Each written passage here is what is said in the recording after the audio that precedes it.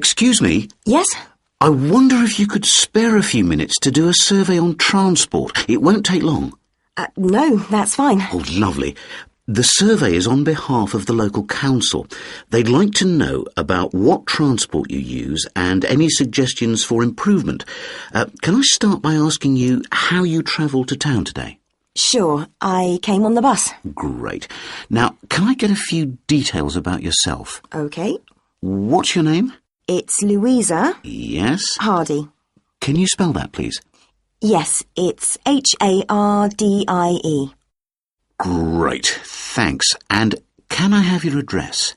It's 19 Whitestone Road. Oh, right, I know that area. It's Bradfield, isn't it? That's right. Is the postcode GT7? It's actually GT8 2LC. Great. And could I ask what your job is? Are you a student? I've actually just finished my training. I'm a hairdresser. Oh, right. And one more question in this section. What is the reason for you coming into town today? Actually, it's not for shopping today, which would be my normal reason, but to see the dentist. Right. Thanks. Now, in this last section, I'd like you to give us some ideas about the facilities and arrangements in the city for getting to and from work. Any suggestions you have for improvements? Well, something I've thought about for some time is that when I do walk and I'm doing a later shift, I think the lighting should be better. Yes, good point. And of course, I think it's a real shame they've been cutting down on the number of footpaths. They should have more of those. Then people would walk more. Yes, right. And I don't think there are enough trains. That's why I don't use them. You have to wait so long. Thanks. And finally, I'd like to ask your opinion on cycling. As you may know, there's a drive in the city to get more people to cycle to work. Right. But we realise that there are things which the council, but also employers, might do to help encourage workers to cycle to work. Yeah. Well, I have thought about it, and where I work there are no safe places to leave your bikes. OK. And also, I'd have to cycle uphill, and on a hot day I'd arrive at work pretty sweaty, so I think I'd need a shower somewhere at work. Right. And I suppose the last thing is that I wouldn't be all that confident about cycling on such busy roads. I think I'd like to see you offering training for that. You know, I'd feel a lot better about starting if that was the case. Well, that's very helpful. Thank you very much for your time. No problem. Bye.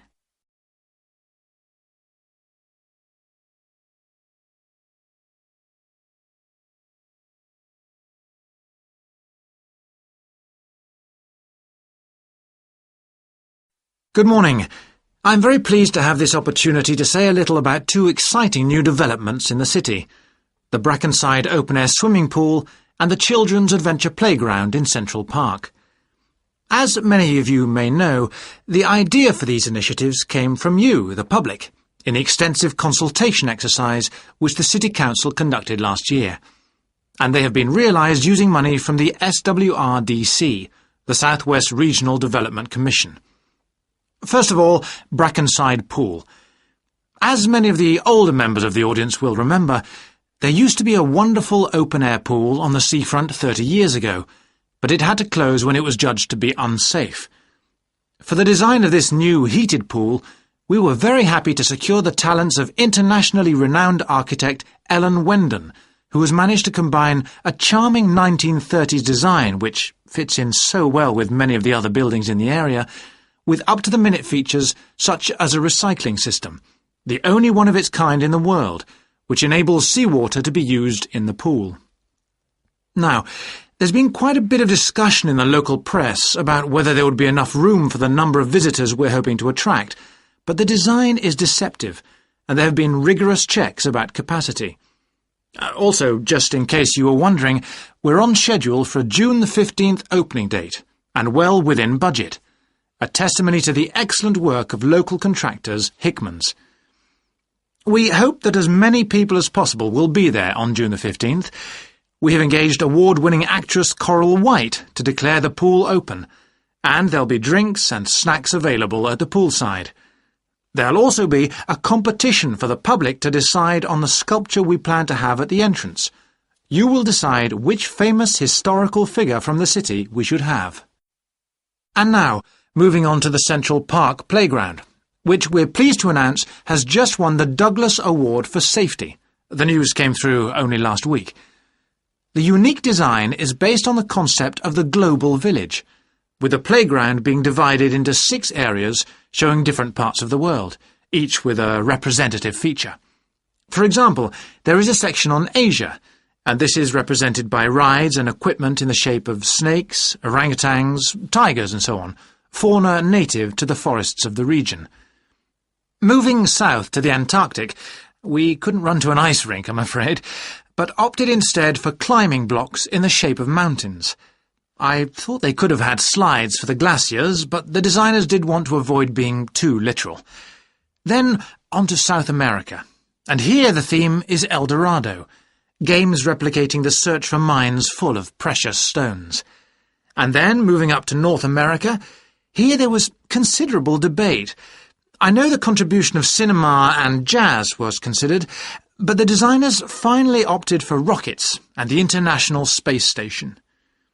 Eastwards to Europe then, and perhaps the most traditional choice of all the areas, medieval castles and other fortifications. Then last but not least, moving south to Africa, and a whole set of wonderful mosaics and trails to represent the great rivers of this fascinating and varied continent.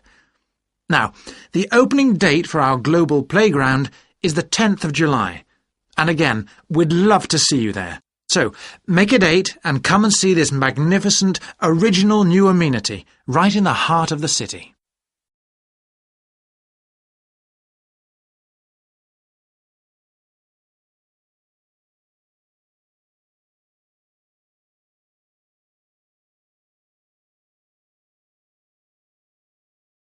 Right, well, for our presentation, shall I start with the early life of Thor Heyerdahl? Sure. Why don't you begin with describing the type of boy he was, especially his passion for collecting things? That's right. He had his own little museum. And I think it's unusual for children to develop their own values and not join in their parents' hobbies. I'm thinking of how Heyerdahl wouldn't go hunting with his dad, for example. Yeah, he preferred to learn about nature by listening to his mother read to him. And quite early on, he knew he wanted to become an explorer when he grew up. That came from his camping trips he went on in Norway, I think. No, it was climbing that he spent his time on as a young man. Oh, right. After university, he married a classmate, and together they decided to experience living on a small island to find out how harsh weather conditions shaped people's lifestyles. As part of their preparation, before they left home, they learnt basic survival skills, like building a shelter. I guess they needed that knowledge in order to live wild in a remote location with few inhabitants, cut off by the sea, which is what they were aiming to do. An important part of your talk should be the radical theory Heyerdahl formed from examining mysterious ancient carvings that he happened to find on the island. I think you should finish with that. Okay.